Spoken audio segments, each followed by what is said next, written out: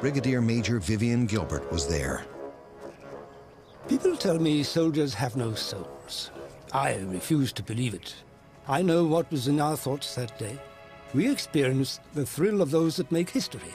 We were proud that Jerusalem, after languishing for over 400 years, should be free at last, and that the prize for which we had undergone so many months of weary fighting should be ours.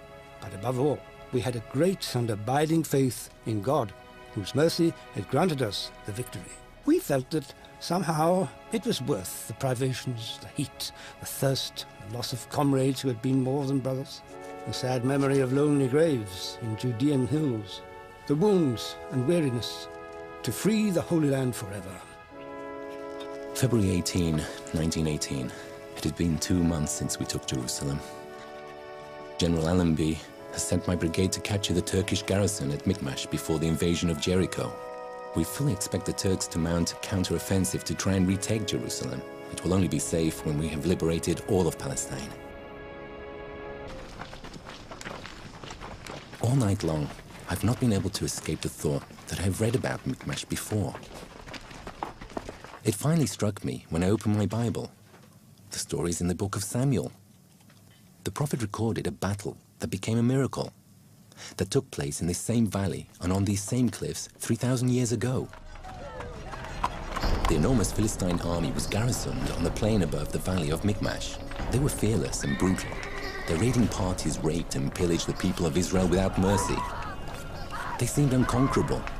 The last thing they expected was an attack, certainly not from King Saul of Israel. Any approaching enemy could be seen from miles away. An outpost guarded the steep cliffs down to the canyon, the only possible path for a surprise attack, and the cliffs made such an approach almost unthinkable. At the far end of the canyon, King Saul, Israel's first king, had a force of barely 600 men, camped in the same place where we sat now. Saul's army was demoralized and weak. Only Saul and his son Jonathan even had a sword.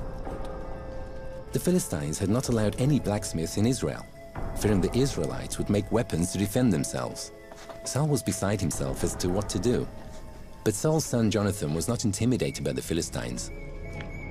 A young man of faith and a lot of courage, Jonathan slipped out of the camp one night with his armor-bearer to go find out if God would bring Israel a victory over the Philistines.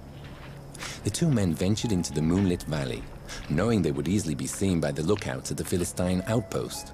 Reaching the abandoned camp, they picked up thousands of weapons left behind by the fleeing Philistine army. Saul and his men would chase them down and realize a great victory over their oppressors. The Bible declares, the Lord rescued Israel that day.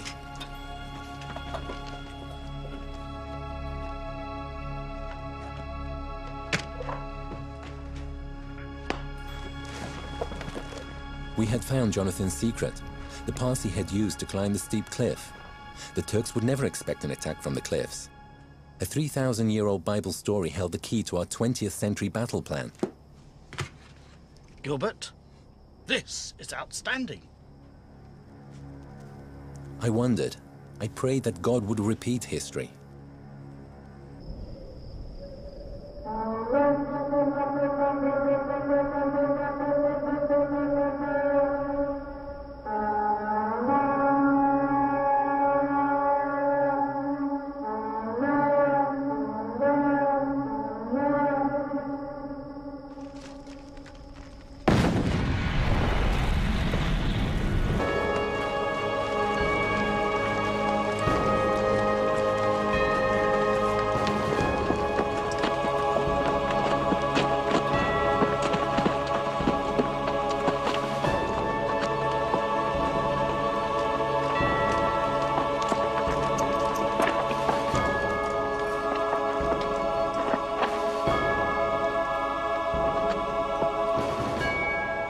And so, after thousands of years, British troops successfully copied the tactics of Saul and Jonathan.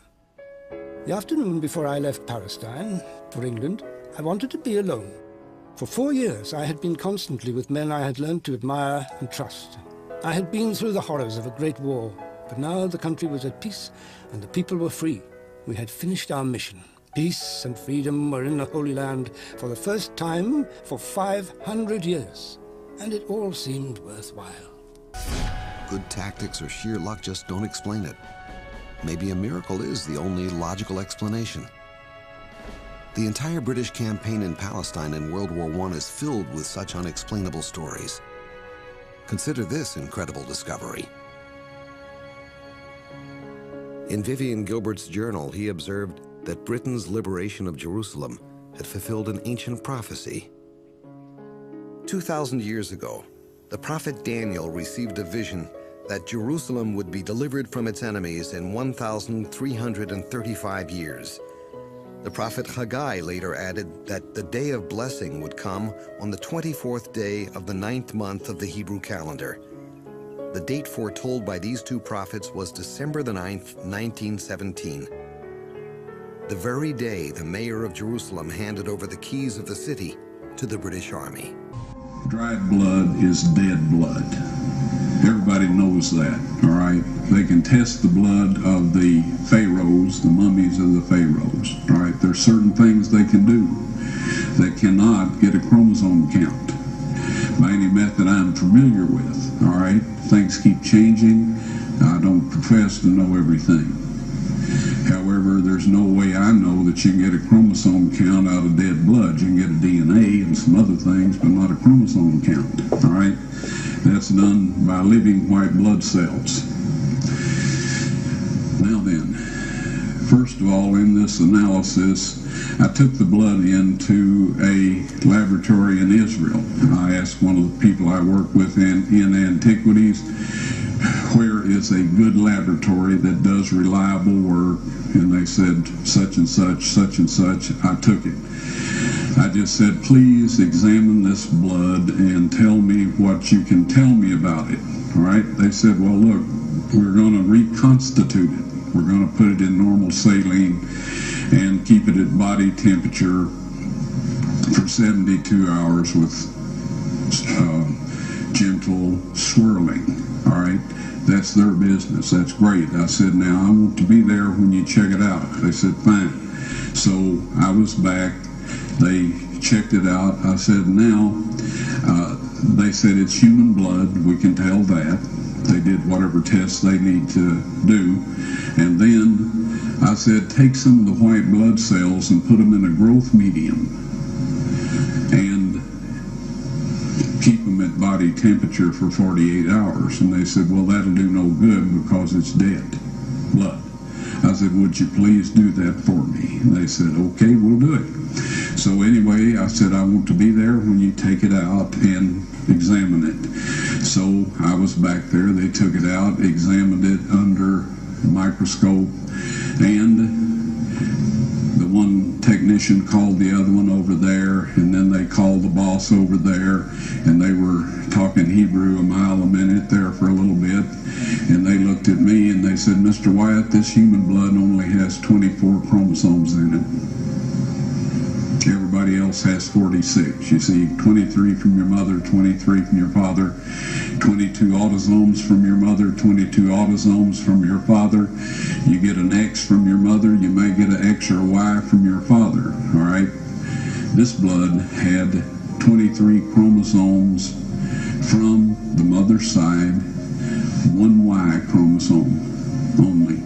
You see, the child could not have developed if they hadn't had the autosomes from the mother. So all of his physical characteristics were determined by his mother's side of the family, her autosomes. His maleness was determined by this one Y that came from the source, not a human male. Then they said, this blood is alive. And then they said, whose blood is this?